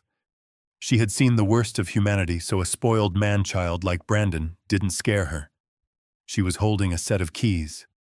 "Brandon," I said, my voice projecting clearly to his friends who were huddled by the garage. "I did not sell this house to a stranger, and I did not sell it for profit. I sold it this morning." I handed Sarah a single document. It was the bill of sale. "I sold it for $1, I said. The guests gasped. $1. Brandon stopped breathing. $1. "You gave my inheritance away. For $1, I didn't give it away," I corrected him. "I transferred it to the Safe Haven Foundation. This property will no longer house your vanity. Starting today, it will be a sanctuary for women and children who have actually suffered. People who know the value of a roof over their heads. People who would never spit in the face of the hand that feeds them." Sarah stepped forward. She didn't look at Brandon. She looked at the house. "It needs work," she said to me. "But it has good bones. We can fit 5 families in here comfortably." She turned to the locksmith. "Change the locks. All of them. Front back garage. Now." Brandon lunged. He didn't think. He just reacted. The realization that he had lost, that the deed he had spent all night forging was useless because I had unloaded the asset before he could file it, broke his mind. He screamed a primal roar of entitlement and threw himself at the locksmith. He punched the man in the shoulder, trying to knock the drill out of his hand. "Get away! It's mine! It's my house!" It happened in slow motion. The police officer didn't hesitate. He wasn't there to evict anyone. He was there to keep the peace. And Brandon had just committed assault in plain view. The officer tackled Brandon into the snowbank. Brandon flailed, kicking and screaming like a toddler. "Get off me! Do you know who I am?" "Brandon Harrington, you are under arrest for assault and battery," the officer said, snapping the handcuffs onto Brandon's wrists. The metal clicked shut. It was the sound of a final door closing. Brandon was face down in the snow, his expensive parka covered in mud. He lifted his head, spitting snow out of his mouth. He looked at me. "Dad." "Help me tell him it's a mistake." I looked down at him. I felt absolutely nothing. No pity, no anger, just the cold satisfaction of a job completed on schedule. "It is not a mistake," I said. "It is a consequence." Vanessa ran down the steps. She didn't run to Brandon. She didn't try to stop the police. She ran straight to me. She threw herself at my feet, clutching the hem of my coat. "William, please," she wailed. The tears were flowing freely now, freezing on her cheeks. I didn't want to do any of this. Brandon made me do it." He told me we had to take the house. He told me to forge the deed. I wanted to leave. I swear, I wanted to call you. I looked down at her. The woman who had sneered at my clothes. The woman who had banned me from giving candy to my grandchildren. The woman who had called me a burden 3 days ago. Now she was selling out her husband before the handcuffs were even cold. He made you forge the deed, I asked softly. Yes. Yes, she cried, nodding frantically. He is crazy, William. He is obsessed with the money. I was scared of him. Please don't throw me out. I have nowhere to go. The kids. Think of the kids. I looked over at the guests. They were backing away, getting into their cars, fleeing the scene of the disaster. They had seen the truth. They had seen the Harringtons for what they were. Vanessa, I said, I am thinking of the kids. That is why I have already spoken to your sister in Ohio. She is expecting you and the twins tonight. I bought you 3 bus tickets. They are in the mailbox. Bus tickets, she whispered, horrified. It is a 12-hour ride, I said. You have plenty of time to think about your choices. But the house, she stammered. The house belongs to Sarah now, I said, and she has a strict policy. No abusers, no manipulators, and no trespassers. Sarah walked up the steps past the sobbing Vanessa. The locksmith was already drilling into the front door. The sound of the drill was loud and mechanical. It signified the end of an era. The officer hauled Brandon to his feet. He was crying now, ugly, heaving sobs. He looked at Vanessa, who was still kneeling in the snow, refusing to look at him. He looked at the house where the locksmith was discarding his keys. He looked at me. Why, he choked out. Why did you do this? I am your son. I stepped closer to him. I wanted him to hear this clearly. Because you spit on me, Brandon. You didn't just spit on my face, you spit on 40 years of my life. You spit on the memory of your mother. You thought you were a king because you lived in a castle I built, but you never learned the most important rule of construction. I leaned in. If the foundation is rotten, you tear the house down. The officer led him away. They put him in the back of the cruiser. He pressed his face against the glass, watching as the locksmith opened the front door and Sarah walked in to claim her property. Vanessa stood up slowly. She looked at the bus tickets I had mentioned. She looked at the empty driveway. She realized there was no negotiation. There was no charm offensive that would work here. She turned and walked into the house to pack her bags under the supervision of the charity staff. She had 1 hour to vacate. I turned to the driver. Take me to the airport, I said. The airport, sir. I have a flight to catch. I didn't look back as we drove away. I didn't need to see the house again. It was just wood and brick. The home I had tried to build there had been destroyed a long time ago. I had simply cleared the rubble. My phone buzzed. It was Arthur Blackwood. Did he sign the confession, I asked. Not yet, Arthur said. But he will. He is in a holding cell. He is facing charges for assault, filing a false police report, and attempted fraud with that deed they were cooking up. He will trade the house for a plea deal in a heartbeat. Good, I said. Make sure the charity gets the title clear and free by end of day. It is already done, William. And Brandon. What do you want me to do when he calls for bail? I looked out the window at the frozen lake. Tell him the bank is closed, Arthur. Tell him the owner has left the country. I sat back in the leather seat. The tension that had been holding my body together for the last 4 days began to release. My hands stopped shaking. The anger, which had been a hot white flame in my chest, cooled into ash. I wasn't happy. No father is happy to destroy his son. But I was at peace. I had corrected a mistake. I had balanced the ledger. I took the black debit card out of my wallet. I looked at it one last time. I wouldn't need it where I was going. I rolled down the window and flicked it out onto the highway. It disappeared into the gray slush. I was done being the wallet. I was done being the target. I was William Harrington, and for the first time in my life, I was free.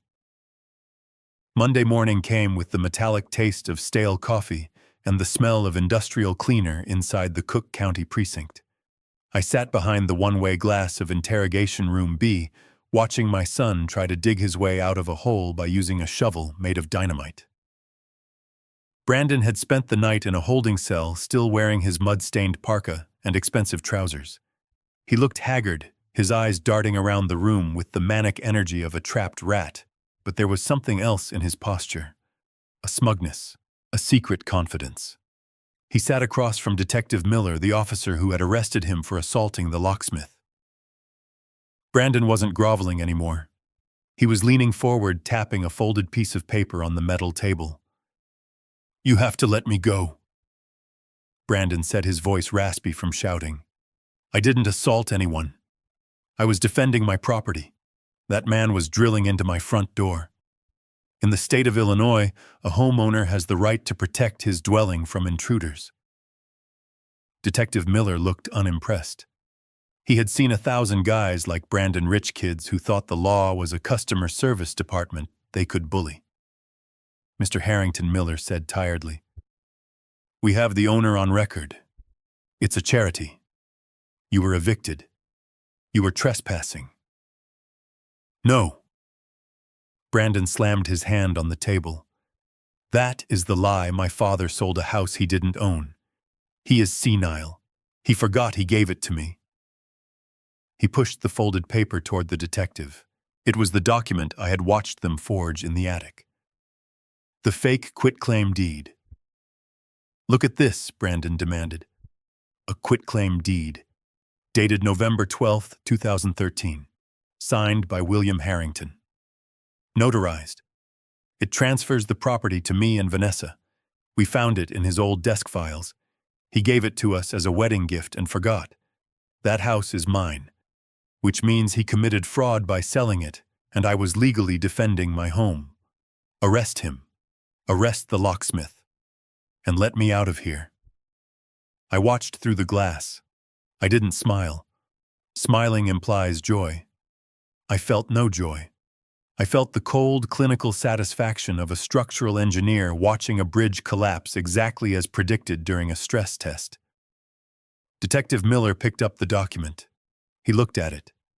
It looked authentic. The paper was yellowed. The font was from an old typewriter. The signature looked like mine. To a layman, it was a get-out-of-jail-free card. "I need to verify this," Miller said. "Verify it all you want," Brandon sneered. "It's real. And when you realize you arrested the wrong man, I am going to sue this department for every dime you have." Miller stood up and walked out of the room. He met me and Arthur Blackwood in the hallway. He held the document in a plastic evidence bag. "Mr. Harrington," Miller said to me, "your son claims this deed proves ownership. If this is real, the sale to the charity is void, and his assault charge might get downgraded to a misunderstanding. Did you sign this?" When I looked at the paper, it was a masterful forgery. Brandon had spent hours practicing the loop of my W and the sharp cross of my H. "I did not sign it," I said, "but don't take my word for it." Arthur stepped forward. He was holding his briefcase like a weapon. "Detective, we anticipated this move. In fact, we were counting on it. We would like to formally accuse Brandon Harrington of forgery, uttering a false document, and attempted grand larceny." Miller raised an eyebrow. "That's a heavy charge. Can you prove it's a fake?" "It looks pretty old." Arthur smiled. It was the smile of a shark smelling blood in the water. "We can prove it to the second." "May we enter the room?" Miller hesitated, then nodded. "Come on in, but keep it civil." We walked into the interrogation room. Brandon looked up. When he saw me, his eyes lit up with triumph. "There he is, the con artist!" Brandon shouted, pointing a shaking finger at me. "Tell him, Dad. Tell him about the deed. You thought you could sell my house out from under me, but I found the paper. I found the proof. You forgot. You signed it, didn't you? Your brain is rotting." I sat down opposite him. Arthur remained standing, opening his briefcase on the table. "Hello, Brandon," I said. My voice was calm. It filled the small room. "Don't hello me," Brandon spat. "Admit it. You gave us the house. This document proves it." I looked at the document inside the plastic bag. "It does look very convincing," I said. "The paper is the right weight. The typewriter font is the classic Courier from my old Remington." "Exactly," Brandon crowed. "Because you typed it 10 years ago," Arthur cleared his throat. He pulled a small bound report from his briefcase and slid it toward the detective. Detective Arthur said, "This is an affidavit from the ink manufacturer Century Office Supplies." Brandon frowned. What Arthur continued, ignoring him. "Mr. Harrington keeps an old Remington typewriter in his attic. It is a beautiful machine. 6 months ago, Mr. Harrington decided to restore it. He ordered a new ribbon online." So what? Brandon interrupted, sweat starting to bead on his forehead. "He changed the ribbon." "Big deal." "It is a big deal, Brandon," I said softly. "Because the ribbon I bought wasn't available 10 years ago." Arthur pointed to the report. "The ribbon in that machine uses a specific synthetic black ink formula called Carbon X7. It was developed to be eco-friendly and smudge-resistant. It was patented in 2022. And it only went into production 14 months ago." The room went silent. The hum of the ventilation system seemed to get louder. Brandon stared at the document. He stared at Arthur. "What? What are you saying?" Brandon whispered. "I am saying," Arthur said, his voice hard as granite, "that it is chemically impossible for a document typed in 2013 to contain ink that wasn't invented until 2022. I leaned in. I wanted to see his eyes. I wanted to see the moment the hope died. "You used my typewriter, Brandon," I said. "You went into my attic. You found the old paper I kept there. And you typed this up Saturday night. You thought you were being clever. You thought you were using the tools of the past to steal your future. But you forgot one thing. I am always 10 steps ahead of you." Brandon's mouth opened and closed. No. That's...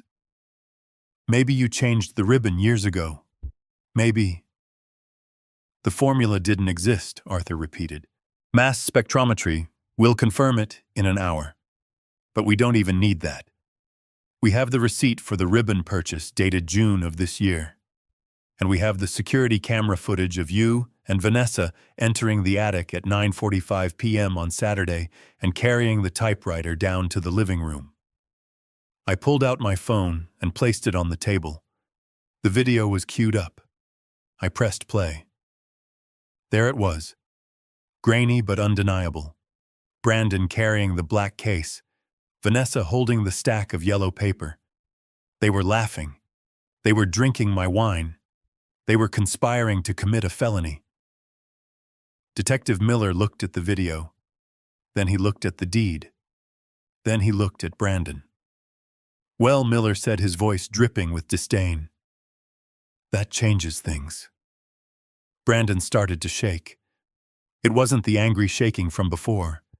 It was the trembling of a creature that realizes the trap has snapped shut. "Dad," he whimpered.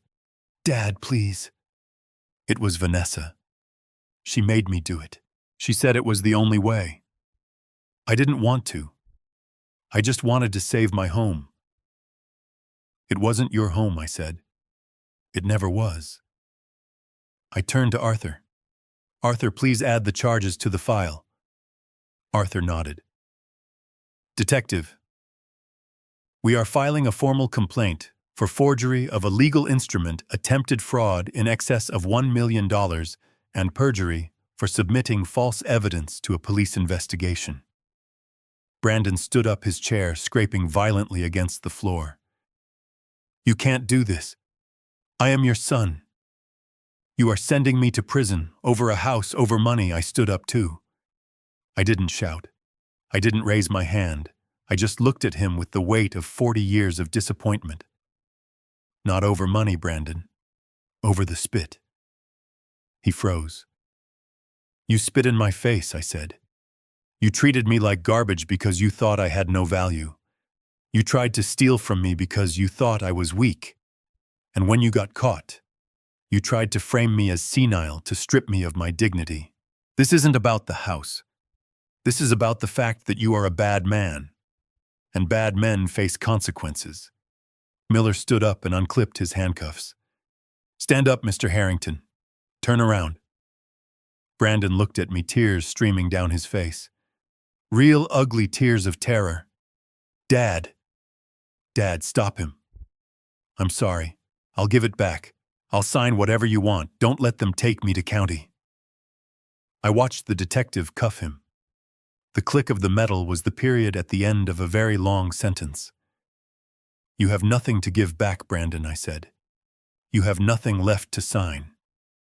I turned and walked to the door. Arthur followed me. Dad. Brandon screamed. Dad. I closed the heavy steel door behind me. The scream was cut off instantly. In the hallway, Miller caught up to us. Mr. Harrington, he said.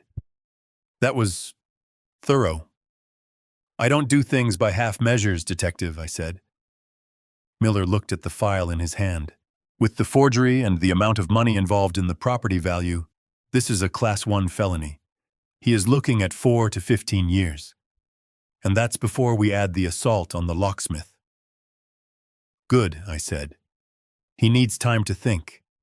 He has never had to think in his life. What about the wife? Miller asked. She is in the video too. She is, I said. But she is a follower. She will turn on him to save herself. Let her go for now. Let her experience the world without his protection. Without my money. Let her see how much her vanity is worth on the open market. We walked out of the station into the bright, cold sunlight. The air tasted cleaner. What now? William Arthur asked as we walked to his car. Now, I said, checking my watch. I have a board meeting to attend. A board meeting? Arthur asked, confused. You retired. I am the majority shareholder of Harrington Supply, Arthur, and I believe the CEO has just been arrested for a felony. It is time to clean house. Brandon thought his life ended when he lost the house. He was wrong. His life ended when he tried to be smarter than the man who taught him how to read. He wanted to play the victim fine. I was going to make sure he played the role in a cage. But first, I had one more stop. I had to go to the company. I had to strip him of the last thing he had left. His ego. He prided himself on being a businessman. He walked around that office like a king. I was going to walk in there and show them who the emperor really was. And I was going to do it wearing the suit he spit on. No, wait. I was wearing the Brioni. Even better. I was going to do it looking like the man who owned them all. Drive me to the warehouse, Arthur, I said. I want to fire my son. Bail in the state of Illinois is a privilege, not a right, but Brandon managed to scrape together the 10% bond by pawning Vanessa's jewelry and emptying his children's college savings accounts. He walked out of the county jail on Tuesday morning, smelling of sweat and desperation. He didn't go to his wife. He didn't go to a hotel. He went to the one place where he still believed he was a god. He went to Harrington Supply. I was waiting for him, not in the lobby but in the shadows of the boardroom, watching the security feeds. I knew exactly what he was going to do because a man who has lost his home and his reputation has only one move left. He tries to steal enough money to run. Brandon stormed into the office building at 10 a.m. He walked past the receptionist without a word, ignoring her startled greeting. He looked terrible. His suit was wrinkled from a night in a cell, his tie was missing, and his eyes were manic. He marched straight to the finance department. I watched on the monitor as he cornered the chief financial officer, a quiet man named Gary, who had been trying to retire for 3 years, but stayed because I paid him a bonus to keep an eye on my son. Brandon was screaming, waving his hands. He was demanding an immediate wire transfer of $200,000 to an account in the Cayman Islands. He called it a vendor payment. Gary knew it was a getaway fund. "Do it now, Gary!" Brandon yelled, his voice cracking. "I am the CEO of this company. I sign your checks. If you don't authorize the transfer in 5 minutes..." "You are fired." Gary looked terrified. He stammered, looking at his computer screen. Brandon pushed him aside and grabbed the keyboard. He was going to do it himself. He was going to drain the operating capital of the company that employed 50 local families just to save his own skin. I stood up. I buttoned my jacket. It was time to end the charade. I walked out of the boardroom and down the hall.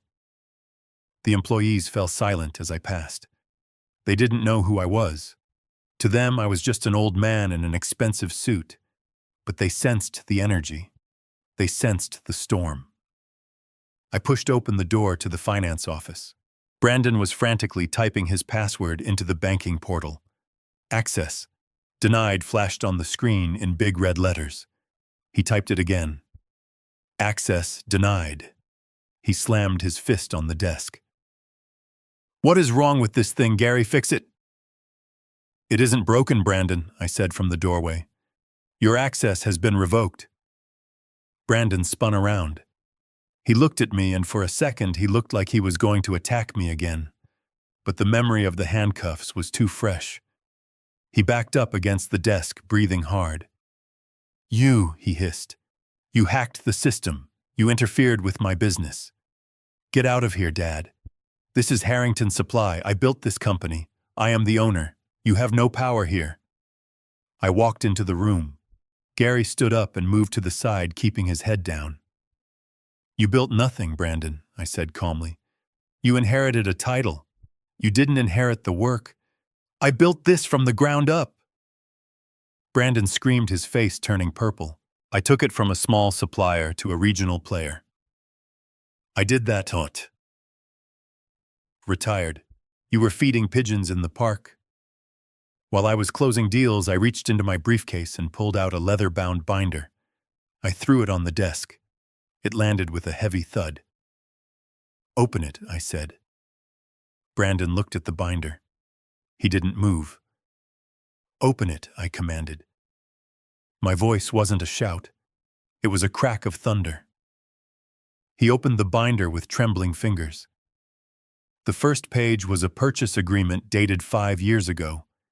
It detailed the acquisition of Harrington Supply from its previous owners, who were on the verge of bankruptcy. The buyer listed was not Brandon Harrington. It was William Harrington. "I bought this company 5 years ago, Brandon," I said. "You ran your first startup into the ground. You were drowning in debt.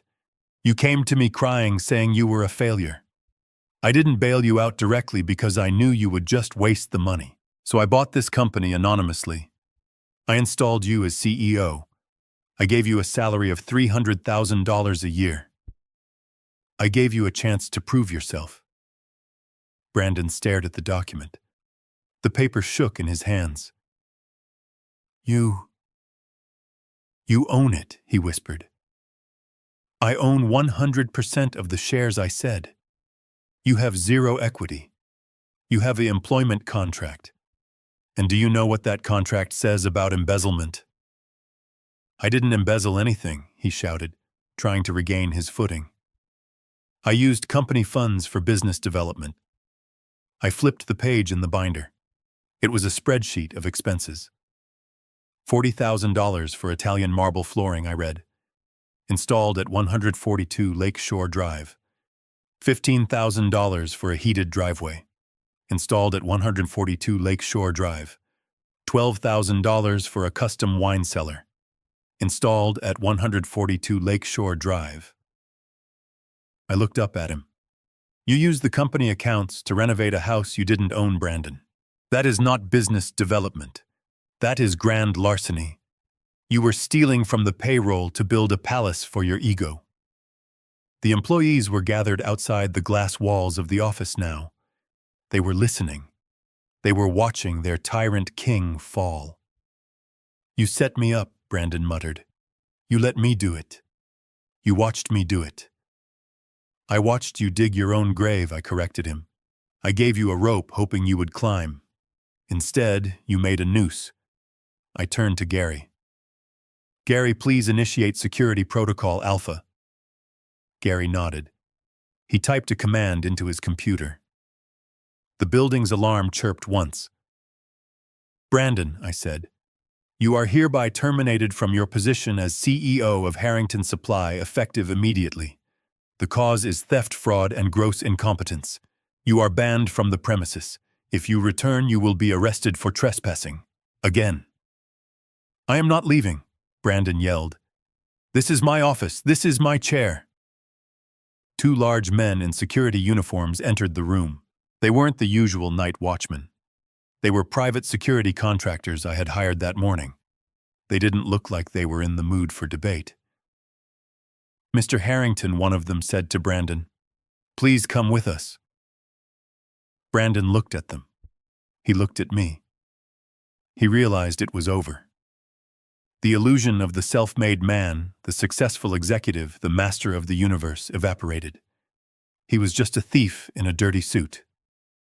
Fine, he spat. Keep your garbage company. It's worthless anyway. Without me, I made the deals, the clients love me. They will leave with me. I will start my own firm and crush you. He stormed toward the door. Wait, I said. He stopped, hoping I was going to offer him a deal, hoping I would give him a severance package. I am not done, I said.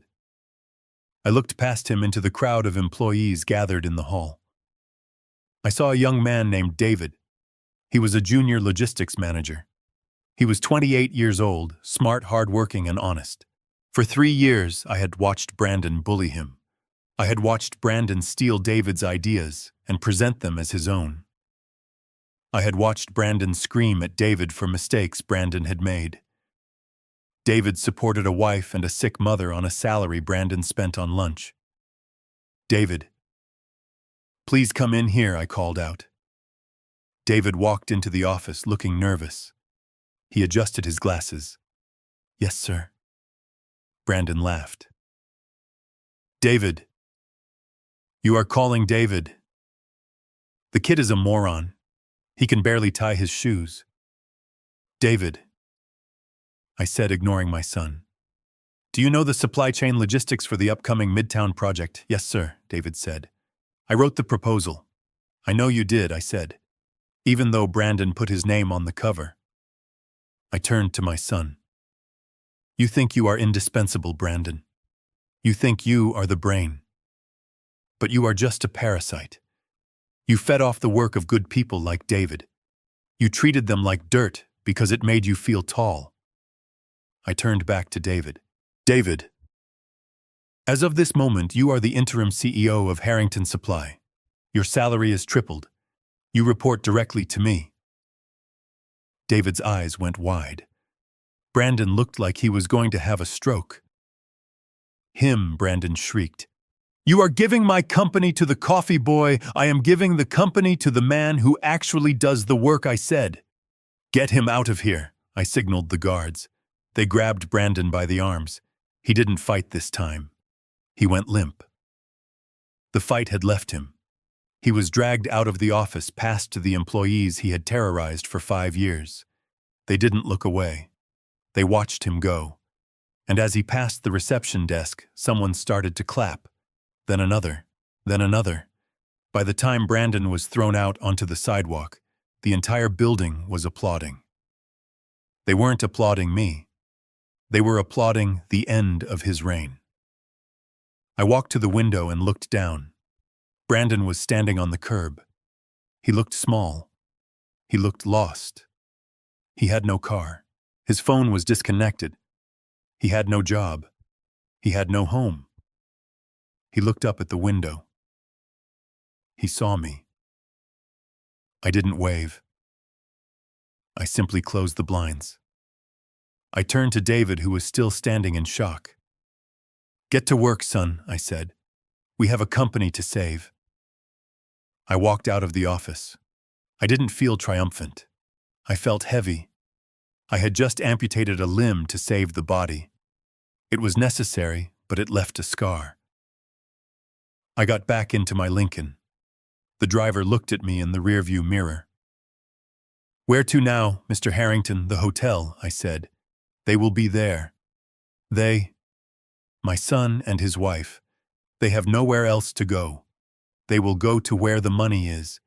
They will come to beg." And I had one last thing to give them. Not money. Not a second chance. I had a plane ticket and a bill. "Drive," I said. "Let's finish this." I stood on the balcony of the hotel suite watching the snow fall on Chicago for the last time. It was a heavy, wet snow, the kind that covers everything in a blanket of silence. But down on the street, 40 floors below, there was no silence. There was only the sound of desperation. My son Brandon and his wife Vanessa were kneeling on the sidewalk right in front of the revolving brass doors of the hotel. They looked nothing like the arrogant socialites who had hosted Thanksgiving dinner just a week ago. Brandon's coat was torn at the shoulder, likely from a scuffle in the holding cell. Vanessa's hair was matted, her face swollen from days of crying. They had lost the house. They had lost the company. They had lost their reputation. And now, facing a trial that would almost certainly end with a 5 to 10-year prison sentence for fraud and forgery, they had come to lose their dignity. They were screaming my name. They were begging the doorman to let them up. They were causing a scene not to show off, but to survive. They knew I was their only way out. They thought that if they cried hard enough, if they prostrated themselves in the slush, the father who had paid their bills for a decade would crack. They thought I would come down, write a check for their legal defense, and make the nightmares go away. I turned away from the window. I didn't feel a pull in my chest. I didn't feel the urge to go down there and hold my son. That part of me had died the moment his saliva hit my face. What I felt was a profound, quiet relief. The surgery was over. The tumor was gone. I picked up the phone and dialed the front desk. Mr. Harrington, the concierge, answered immediately.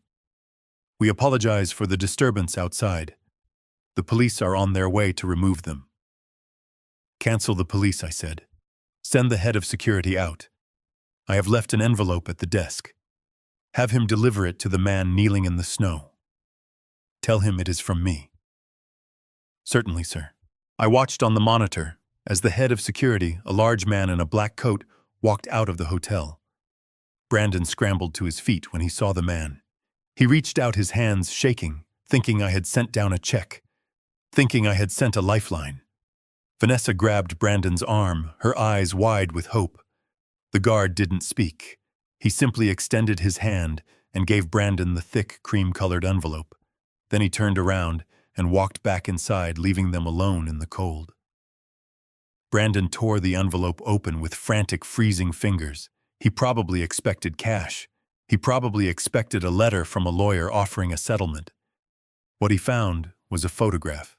It was a selfie I had taken an hour ago. In the photo, I was standing at the international check-in counter at O'Hare Airport. I was holding a passport and a boarding pass. The destination printed on the ticket was Auckland, New Zealand. It was a one-way ticket. Behind the photo was a single piece of paper. It was the receipt from the grocery store where I had bought the turkey for Thanksgiving dinner. The turkey they had eaten while mocking me.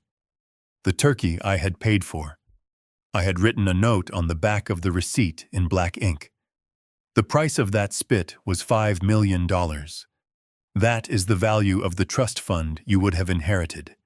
That is the value of the company you destroyed. That is the value of the house you tried to steal. You treated me like a beggar, so I am leaving you as one. Do not look for me. I do not exist for you anymore. Good luck." I saw Brandon read the note. I saw his knees give out. He collapsed onto the wet pavement, clutching the receipt to his chest, wailing. It was a sound of total defeat. Vanessa snatched the photo, looked at it, and screamed at the sky. She realized there was no one left to manipulate. The bank was not just closed. The bank had moved to the other side of the world. I picked up my carry-on bag. It was light. I had left everything else behind. The old suits, the furniture, the memories of a life spent trying to buy, the love of people who hated me. I walked out of the suite and took the private elevator down to the garage. My car was waiting to take me to the airport. An hour later, I was sitting in the first-class cabin of a Boeing 787. The seats were leather soft and wide. The air smelled of lavender and expensive citrus. A flight attendant approached me with a silver tray. "Champagne, Mr. Harrington," she asked with a warm smile. I looked at the crystal flute. The bubbles rose in a perfect golden line. "Yes," I said. "Thank you." I took the glass. I looked out the window as the plane began to taxi. The city of Chicago drifted past gray and cold. I saw the skyline where I had built my empire. I saw the streets where I had raised my son.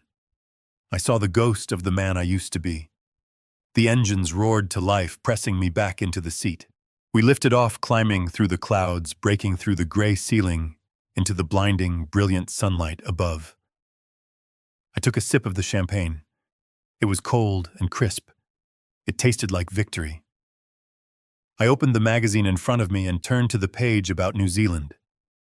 Green hills, blue water, quiet, peace. I had bought a small vineyard there. I was going to grow grapes. I was going to build things with my hands again. I was going to live for me.